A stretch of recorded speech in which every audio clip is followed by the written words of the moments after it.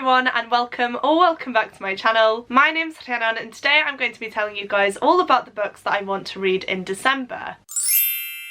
Now, I am definitely being quite ambitious with this stack, considering that I have been in a massive reading slump throughout this whole year. But if I want to complete my Goodreads goal of reading 52 books, I need to read 12 books this month, which honestly is something that I don't think is going to happen, but it doesn't hurt to be optimistic about it. I do have quite a few different books from different genres in this stack, so I will have this video timestamped in case you want to skip ahead or just look at certain books. I am of course going to be kicking off this video with some Christmassy books, and then I will talk about the books that aren't necessarily Christmassy but are ones that I would like to get to before the end of the year. Now, I know you guys are probably just here for the books, so without further ado, let's just dive into the TBR. So the first three books I'm going to show you guys are Christmassy murder mysteries. Now, you guys know I love my murder mysteries and I feel like I can't really read the Christmassy ones outside of December, so I do have three here to show you. As I mentioned, I do think I'm going to film a weekly reading vlog where I just read these three books. So if that's something that you're interested in, definitely click the subscribe button and the notification bell so that you will be notified when that does go live. Kicking off this stack though, we have Murder Most Festive by Ada Moncrief.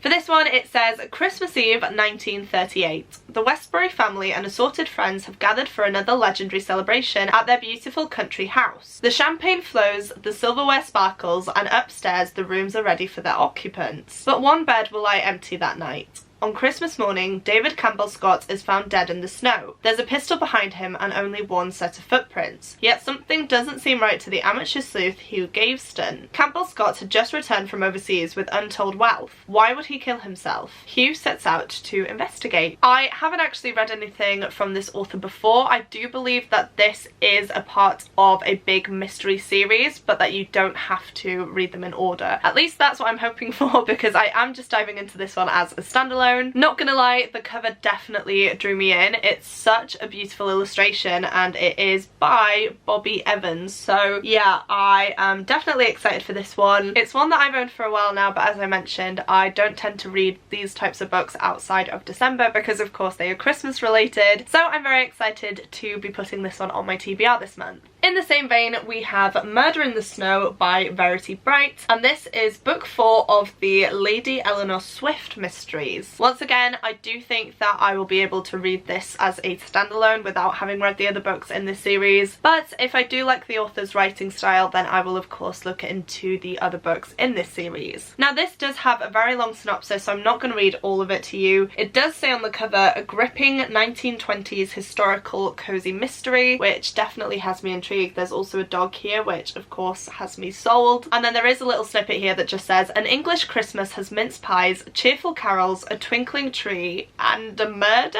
Thank goodness Lady Swift is on the scene. Don't really want to know much more than that anyway. I feel like this is one that I will just dive into without really knowing anything. And I do love a historical fiction book, even though I don't really tend to pick them up as much anymore. So hoping this will be a good blend of those genres. And once again, I'm really excited to dive into it. Next up, we have A Christmas Railway Mystery by Edward Marston, and this is once again part of a series. It says from the best-selling Railway Detective series, so there must be a few train mysteries going on by this author. I honestly picked this one up because it reminded me of Murder on the Orient Express by Agatha Christie, which is one of my all-time favourite books, and this one is also a historical fiction actually, which is unintended, but I feel like a lot of murder mysteries do tend to be set in the past, so very excited to see this setting and the different people that are involved. It does say here, December 1860, an army of men is heading to the Swindon Locomotive Works for the morning shift from their nearby terraced houses built by the GWR. Frank Rodman should have been among them, but his new destination is the grave, or it will be once his missing head is found. Christmas is fast approaching, and the last thing Inspector Colbeck needs is a complex case, mired in contradictions. As he wrestles with one crime, he is alarmed to hear of another, the abduction introduction of Superintendent Tallis. With Sergeant Leeming by his side, the railway detective finds himself in a hectic race to solve a brutal murder and save the superintendent's life before it's too late. So this kind of sounds like it has a thriller element to it as well, which I'm definitely here for. Maybe it will make it a little bit more fast-paced, which is always good. And yeah, not normally my type of thing, but it's good to push the boat out and dive into something a little bit different. Next up we have The Christmas Killer by Alex Pine, and it does just say on the front here, 12 days, 12 murders. So this is definitely more of a Christmas thriller rather than a murder mystery. But again, this is one that I've had for a few years now and I've just never gotten to, so I'm hoping that this month I will actually get to read it. So in this one,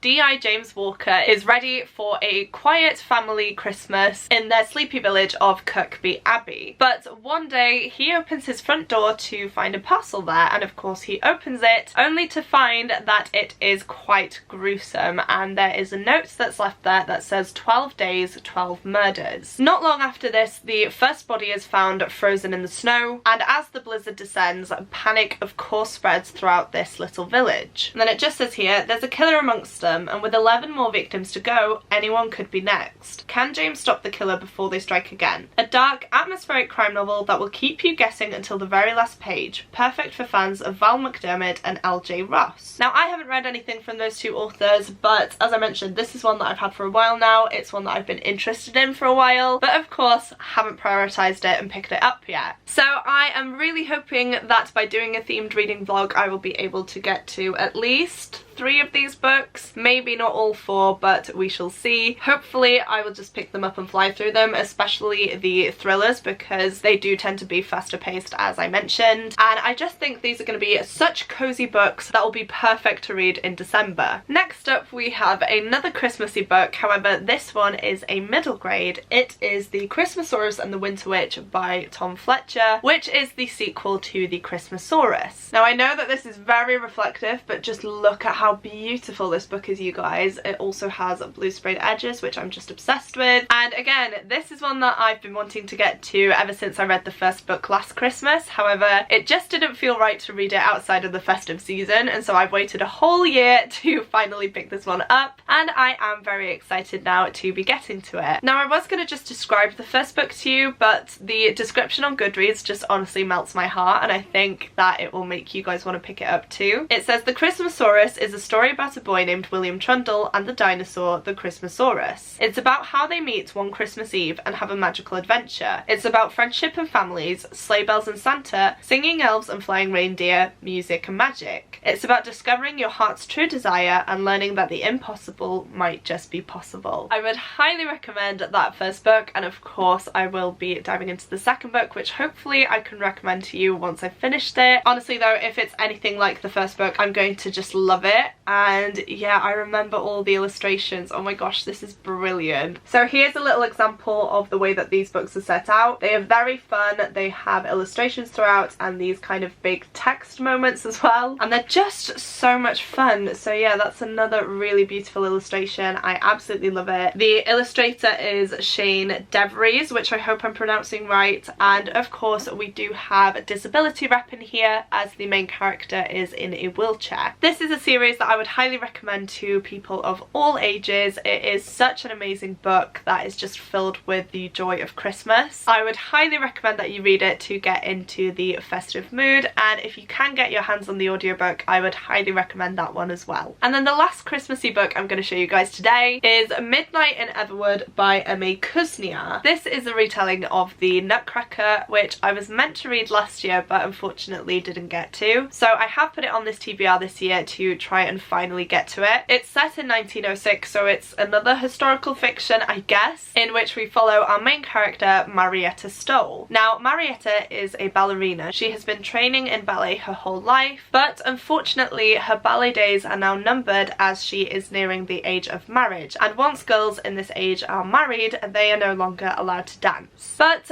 when a mysterious toy maker, Dr. Drosselmeyer, purchases a townhouse next to Marietta, it heralds the arrival arrival of magic and wonder into her life. Then it just says here, after Drosselmeyer constructs an elaborate theatrical set for her final ballet performance on Christmas Eve, Marietta discovers it carries a magic all of its own, a magic darker than anyone can imagine. As the clock chimes midnight, Marietta finds herself transported from her family's ballroom to a frozen sugar palace, silent with secrets in a forest of snow-topped fir trees. She must find a way to return home before she's trapped in Everwood's enchanting grip forever. In the darkness of night, magic awaits, and you will never forget what you find here. That sounds absolutely magical. It's definitely what I want at Christmas time, and this is another one that I really do hope that I can read this Christmas, because I keep putting it off and I really am desperate to read it. So hopefully I can manage that. It is one of my top priorities this month, and yeah, it's a beautiful book and I hope the story reflects that. The next book I'd like to get to in December is The Thursday Murder Club by Richard Osman. This is a book series that I have heard nothing but amazing things about, and I do think that it's finally time I dove into this series, and I'm actually planning on reading all 3 books in this series, but as I mentioned, that is me being very, very ambitious, so if I can read the first one I will be more than happy, and then at least then I will have started this series and can continue it into the new year. This is one that I'm just so excited for. I feel like it's going to be a favourite of mine. It says, in a peaceful retirement village, 4 unlikely friends meet up once a week to investigate unsolved murders. But when a brutal killing takes place on their very doorstep, the Thursday Murder Club find themselves in the middle of their first live case. Elizabeth, Joyce, Ibrahim and Ron might be pushing 80, but they still have a few tricks up their sleeves. Can our unorthodox but brilliant gang catch the killer before it's too late? This definitely reminds me of a Miss Marple type of book, maybe because the main character in that one is an elderly lady and people constantly assume that she's just a bit strange and batty. However, she is so intelligent and is of course the one that does end up helping policemen solve complex murders. So this is definitely going to be a fun one. As I mentioned, it's had such amazing reviews and I really do love Richard Osman as well. For those of you who don't know, he is a co-host of the show Pointless. However, I think he may no longer be a part of that show now. I am not too sure, but he was a part of Pointless for years. It was a show that I watched with my family, and he has also been on Taskmaster as well, which if you've not watched Taskmaster, it is hilarious and I would highly recommend. So yeah, I really do like Richard Osman. I'm really hoping that I like this book as well, because as I mentioned, I have the second and third books ready to go, and if I don't enjoy this one, it's going to be very hard to continue on with the series. The next book I'd like to get to is Magic Study by Maria V. Schneider. I read Poison Study, which is the first book in this series, last month, I want to say. It might have been in October, I can't quite remember, but I picked it up on a whim. It's been sat on my shelves for literally years and I absolutely loved it and flew through it. So I definitely want to get to the second book before I start to forget some details from that first book, because it is a 6-book series as well as having some novellas in there as well, and I definitely don't want to be falling behind and having to reread books in such a long series. So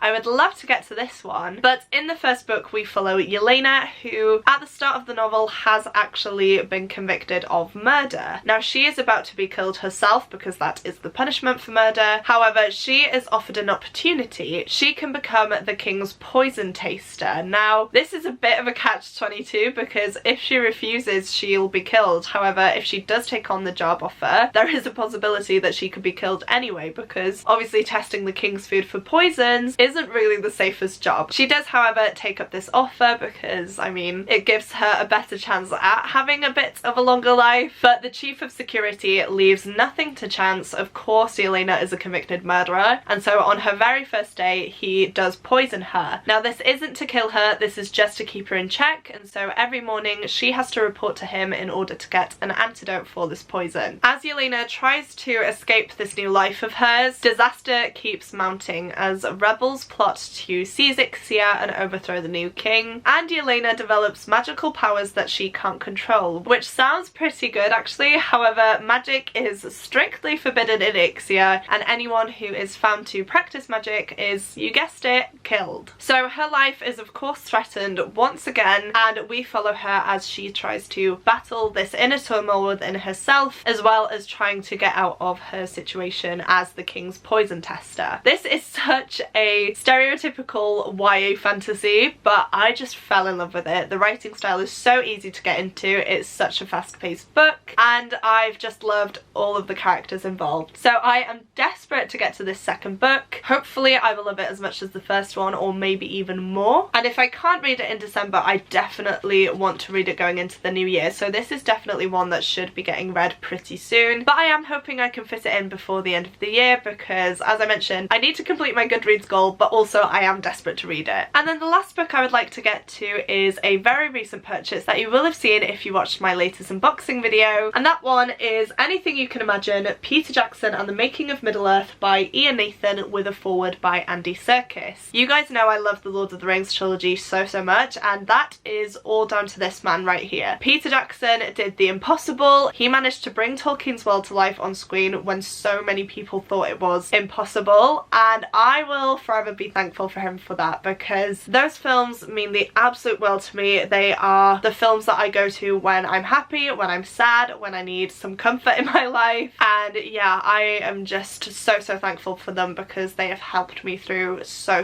much. And that definitely sounds dramatic, but it is completely true. So yeah, this is a book that I've been wanting to get for the longest time, and I finally bit the bullet when HarperCollins were having a sale. On the back of this one it says, J.R. Tolkien's The Lord of the Rings was the greatest work of fantasy in modern literature, and the biggest, with rights ownership so labyrinthine it would baffle a wizard. Vast, complex, unfilmable, one does not simply walk into Mordor, unless that is, you are Peter Jackson. Anything You Can Imagine tells the full dramatic story of how Jackson and his trusty fellowship of Kiwi filmmakers dared take on a quest every bit as daunting as Frodo's, and transformed Tolkien's epic tale of adventure into cinematic magic, and then did it again with The Hobbit. Enriched with brand new interviews with the director and many of the film's stars, Ian Nathan's mesmerising narrative whisks us to Middle-earth, to gaze over Jackson's shoulder and witness all the highs and lows as he creates the impossible, the unforgettable, and proves that filmmaking really is anything you can imagine. This is one that I am wanting to read straight away, to be honest with you, but I am gonna have to put it off until I read the Christmassy books that I was on about. Oh, something I didn't realise as well in the unboxing is that this actually has some pictures of them filming The Lord of the Rings in here. Oh wow, so there's some photos there. We have some photos of them on set,